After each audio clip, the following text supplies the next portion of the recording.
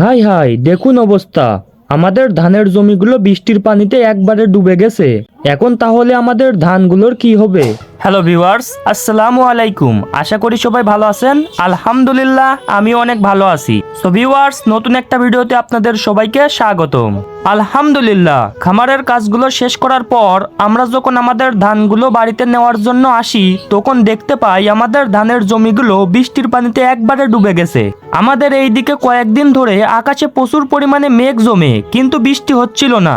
এজন্য আমরা আগে থেকে এই ধানগুলো একটু উঁচু জমিতে এক জায়গায় করে পালা দিয়ে পলিথিন দিয়ে ভালোভাবে ঢেকে রেখেছিলাম। আজকে সকালে কিছু ধান বাড়িতে নেওয়ার পর হঠাৎ দুপুরের দিকে প্রচুর পরিমাণে বৃষ্টি হয়েছে।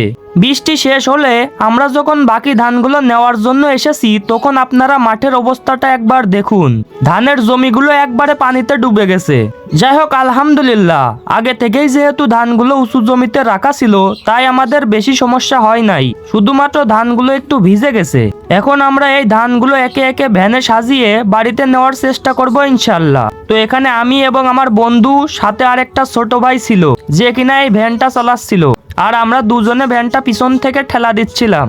আলহামদুলিল্লাহ, কয়েকটা খ্যাপ মারার পর ধানগুলো সব বাড়িতে নেওয়া হয়ে যায়।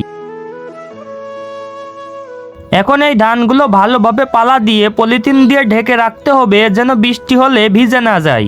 আলহামদুলিল্লাহ, আল্লাহ যদি বাঁচিয়ে রাখে এবং আবহাওয়া যদি ভালো থাকে, তাহলে কালকে এই ধানগুলো ঝেড়ে ফেলা হবে ইনশাল্লাহ।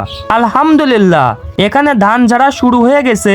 এই ধান লাগানো থেকে শুরু করে ধান ঝাড়া পর্যন্ত আনার জন্য একজন কৃষকের অনেক পরিশ্রম করতে হয়। যাই হোক, সবকিছুর জন্য আলহামদুলিল্লাহ। সবাই আমাদের জন্য দোয়া করবেন। সবাই ভালো থাকবেন, সুস্থ থাকবেন। আল্লাহ হাফেজ।